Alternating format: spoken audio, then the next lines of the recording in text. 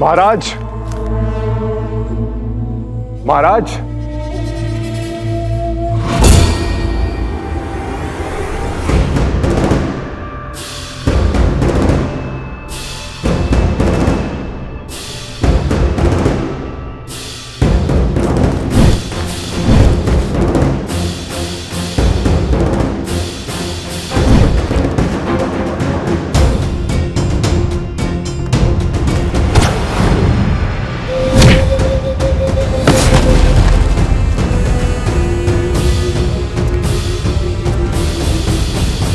अब तक तो पुराने घाव ही नहीं भरे और आप पुनः आ गए। क्षमा कर दीजिए मुझे, क्षमा कर दीजिए।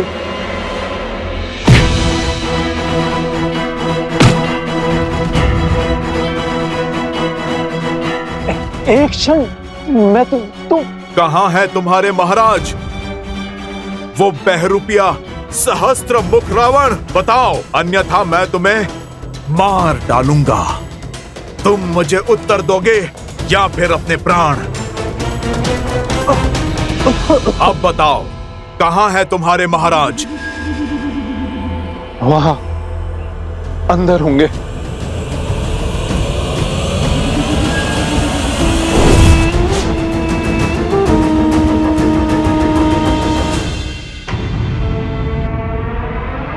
पिछली बार जब मेरी पिटाई हुई तो वो आप थे या हनुमान, या इस बार आप थे पिछली बार सच वाले हनुमान? यदि कोई तुम पर प्रहार करे तो तुम उसे मेरी जानकारी दे दोगे? नहीं। तो अब क्या कर रहे थे? महाराज क्षमा कीजिए, मैंने आपको पहचाना नहीं। मुझे नहीं पता था कि आप हैं। और नहीं पता हो तो अपने महाराज से विश्वासघात करोगे? ऐसे ही एक विश्वासघात के कारण मेरा भाई दशानन रावण विभीषण की घात से मारा गया। मेरा पुत्र भी उसकी पत्नी पद्मा की मूर्खता के कारण मारा गया, पर अब नहीं, इस राम और इसके साम्राज्य को मैं पराजित करूंगा। बुरा ना माने तो एक बात बोलूं महाराज, ये प्रयास हम पिछले कई वर्षों से कर रहे हैं। ना राम राज्य को खत्म कर पा रहे, ना राम को। राम राज्य तो धीरे धीरे पूरे भारतवर्ष में स्थापित हो रहा है, और तो और हम अश्व तक नहीं ढूंढ पा रहे, और ना ही हम सब कुछ का कुछ कर पा रहे हैं। लेकिन शास्त्र रावण अब वो दांव खेलेगा कि राम राज्य की कल्पना करने वाले राम का वंश राम के हाथों ही खत्म करवा दूंगा।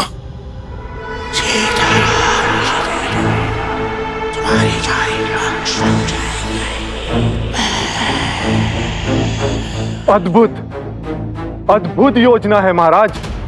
यदि ये योजना सफल हुई तो राम इस बार अपने पुत्रों का वध करने से नहीं चूकेगा। फिर राम भी वही असहनीय दुख भोगेगा जो अपने पुत्र की मृत्यु के बाद मैं भोग रहा हूं।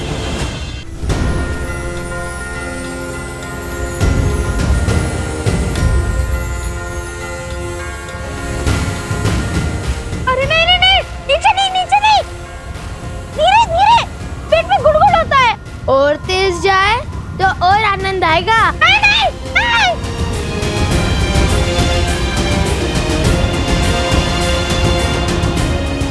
भैया भैया भैया, वो देखो, विशाल पर्वत भी चींटी समान लग रहा है। तुम्हें बहुत आनंद आ रहा है ना? क्यों नहीं आएगा? कुछ समय के लिए पंछी बन गए हैं हम। यदि हम सदा सदा के लिए हनुमान जी के पास रहे तो जब मन करे ऐसे ही घूम फिर लेते। अच्छा है, ये इच्छा अपूर्ण ही रहे। देखिए भैया, सोमकर्ण कैसे डर रहा है। भैया आप इतने गंभीर क्यों हैं? क्योंकि तुमने अभी तक वो नहीं सोचा कि हनुमान जी है तो श्री राम के भक्त ही। भैया इतनी तेज वायु में कुछ सुनाई नहीं दे रहा, थोड़ा ऊंचा कहो ना। मैं ये कह रहा हूँ कि उनका ही कार्य महत्वपूर्ण है उनके लिए। हाँ, माना कि उन्होंने उन प्रेतों से हमारी रक्षा की, किंतु इस सहायता के बदले में उन्होंने अश्वमेघ का अश्व मांग लिया तो? अरे हाँ, ये तो मैंने सवारी के आनंद में सोचा ही नहीं। अब क्या करेंगे? हनुमान जी कितने भले और भोले हैं, उनसे युद्ध करने का तो मेरा भी मन नहीं है। उनसे लड़ेंगे भी कैसे? मन तो मेरा भी नहीं है। हाँ, मेरा भी नहीं। बालकों, आप कहो तो मैं आपकी दुविधा सुधार दूं।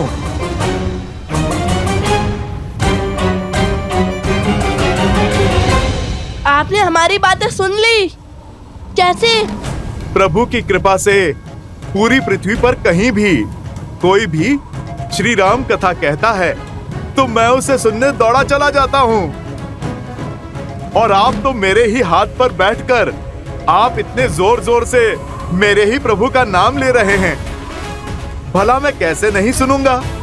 किंतु आप दोनों की चिंता का निवारण है मेरे पास।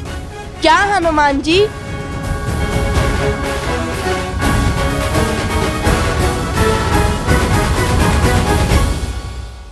धन्यवाद। ग्रहण करिए, लव कुश भी आते ही होंगे।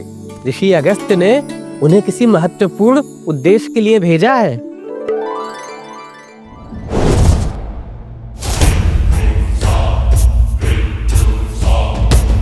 अश्व को देवताओं का संरक्षण तब तक है जब तक उसकी पवित्रता भंग नहीं हो जाती।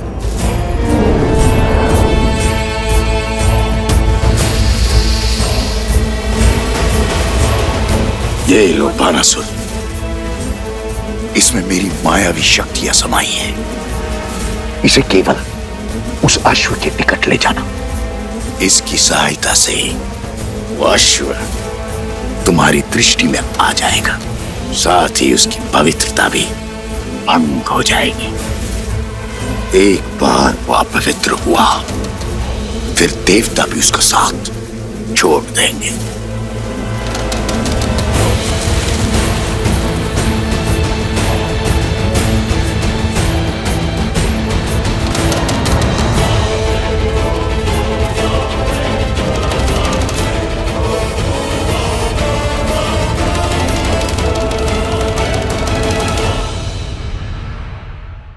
ये लीजिए अश्व का चारा।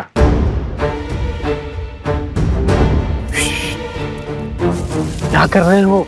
धीरे बोलो, कहीं अयोध्या के किसी दूत या सैनिक ने सुन लिया तो? क्षमा करें।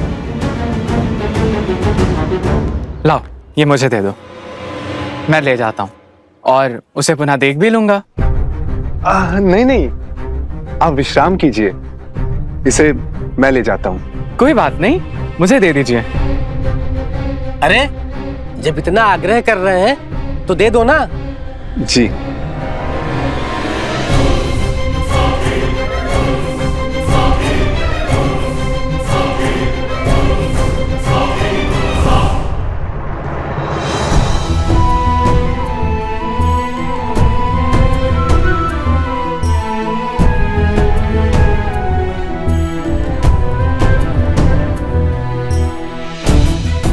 लक्ष्मण कहाँ है? वो कुमार शत्रुघ्न को इस अवस्था में देख नहीं पाए। वो उन दोनों ऋषि कुमारों को मारने निकले हैं। स्मरण रहे भरत, व्यर्थ रक्त की एक बूंद नहीं गिरनी चाहिए। लक्ष्मण किस ओर गया है?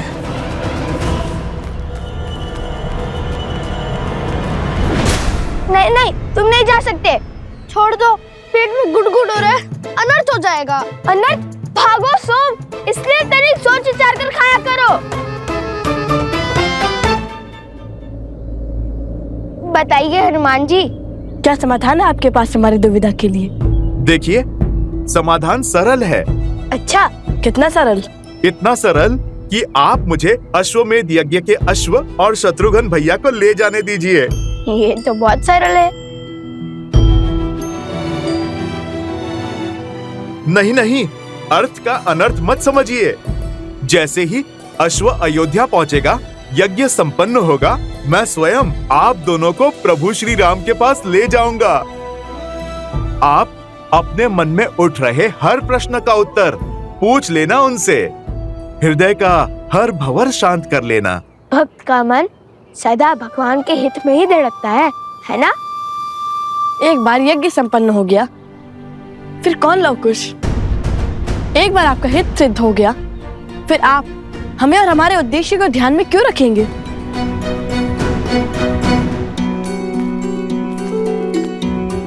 यदि ये दोनों ना माने तो ये घटना दुर्घटना में बदल जाएगी, युद्ध की घड़ी आ जाएगी। शत्रुघ्न भैया तो ठीक है, किंतु लक्ष्मण भैया का क्रोध, उसे कैसे संभालूंगा मैं?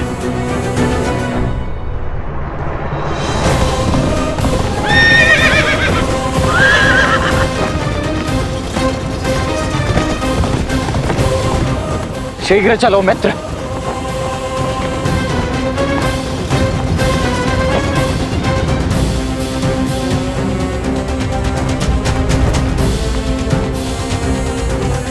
भरत भैया,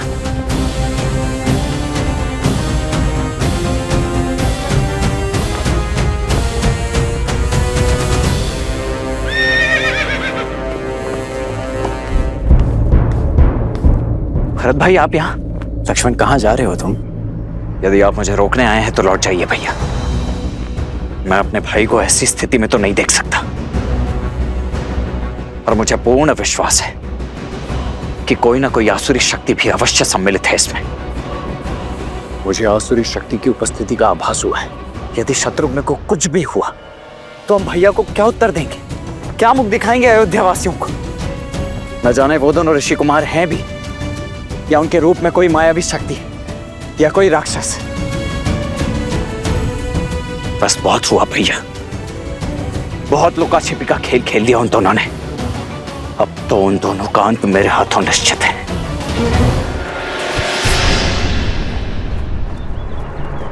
शांत हो जाओ लक्ष्मण। मैं तुम्हें यह अनर्थ नहीं करने दूंगा। राम भैया ने हमें रक्तपात की अनुमति नहीं दी है। वार्तालाप से समाधान संभव नहीं है भैया। यदि होता तो वो दोनों शत्रुघ्न की ऐसी दुर्दशा तो कदापि नहीं करते। मुझे मत रोकिए भैया, चाहे किसी भी स्थिति में लेकर आऊं, परंतु मैं उन दोनों को भैया राम के समक्ष प्रस्तुत तो अवश्य करूंगा। एक मार्ग और है लक्ष्मण। युद्ध के अतिरिक्त और कौन सा मार्ग शेष है भैया? जहां हर आशा का अंत होता है, वहां आशा का एक ही मार्ग शेष रह जाता है। हनुमान जी। हनुमान जी? हमें हनुमान से मिलना होगा लक्ष्मण।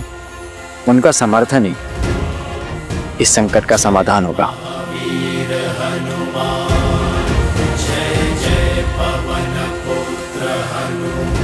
रुकिए ऋषि कुमार, बात तो सुनिए, रुकिए। यदि आप दोनों को छल लगता है तो फिर ठीक है, आप मुझे अश्व बाद में दे देना। आप इसी क्षण चलिए मेरे साथ, मैं अभी आपकी भेंट अपने प्रभु से करवा देता हूँ। सब समझते हैं हनुमान जी। आप यदि हमें बिना लड़े प्रभु के पास ले जाएंगे तो आपकी भक्ति तो सिद्ध हो जाएगी ना। आप तो प्रभु के सबसे बड़े भक्तों की श्रेणी में सबसे ऊपर चले जाएंगे। हमने कहा था कि हम प्रभु के सबसे बड़े भक्त हैं, उसी का प्रतिशोध ले रहे हैं आप हमसे। यज्ञ पूरा करने का प्रयास कर रहे हैं ना आपको मुझ पर विश्वास नहीं है?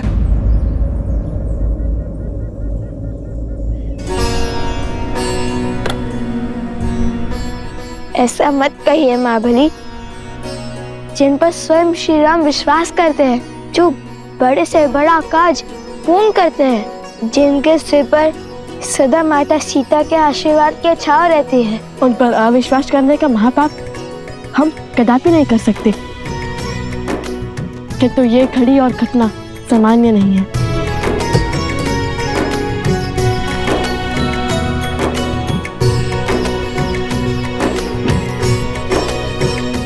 मन का विश्वास असामान्य घटना को भी सामान्य कर देता है। हट से बात नहीं बनेगी ऋषि कुमार। जो यज्ञ चल रहा है उसका संपन्न होना अति आवश्यक है, तभी आपके प्रश्नों के उत्तर मिल पाएंगे। अनर्थ हो गया, अनर्थ, अनर्थ हो गया, अनर्थ, अनर्थ हो गया। मार्ग में ही कहा था ना, जल्दी भागो। अरे वो नहीं, अश्व, अश्वमेध का अश्व। क्या हुआ अश्वमेध का अश्व को? मेरे साथ चलिए। चलो।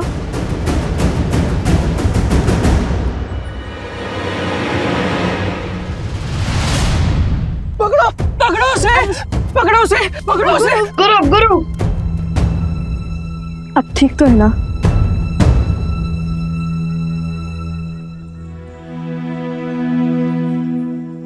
मुझे क्षमा करना।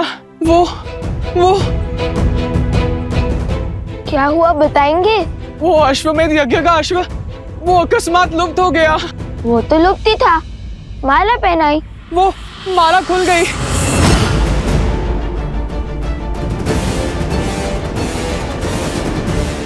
और फिर अश्व लुप्त हो गया। वो कोई असुरी शक्ति थी। मैंने अश्व को खो दिया। क्या? क्या?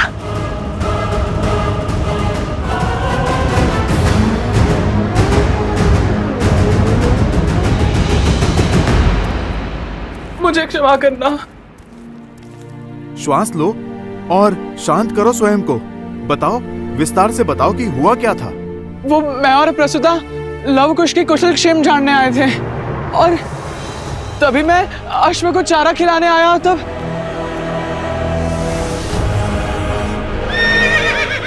कहाँ चले भाई? तनिक अनाज उठाने में सहायता कर दो। आप जाइए, मुझे मार्ग पता है।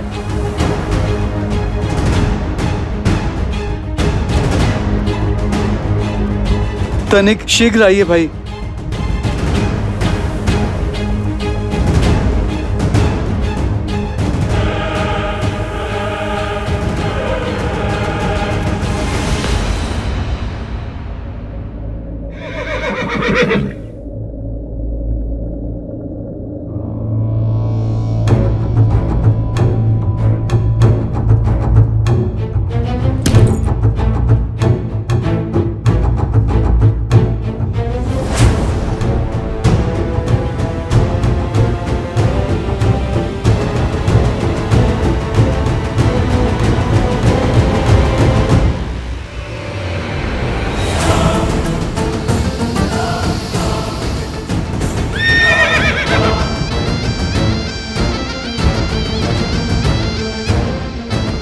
छी, ये चारे में क्या मिला है? अश्वमित्र, चलो यहां से।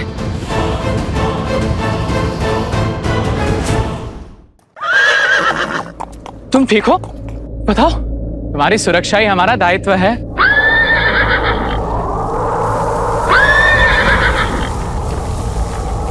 ये क्या हो रहा है?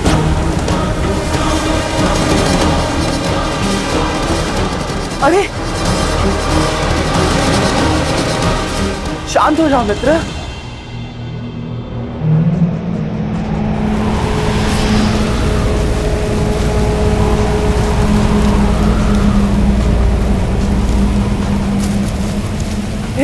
हे भगवान, ये क्या हो रहा है?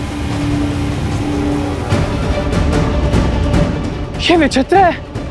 मैं स्वयं ही स्वयं को देख पा रहा हूं। अवश्य ही मुझे कोई भ्रम हो रहा है। आओ, इस हो रहा।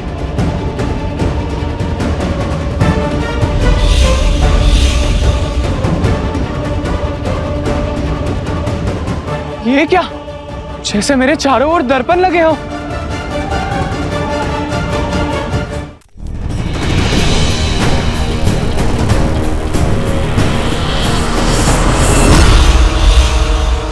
कौन है वहां?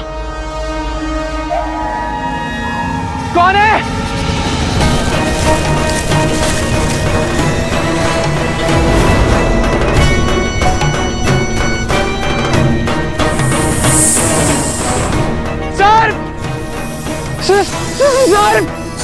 सर, नहीं, नहीं। क्या? इतना बड़ा सर्प?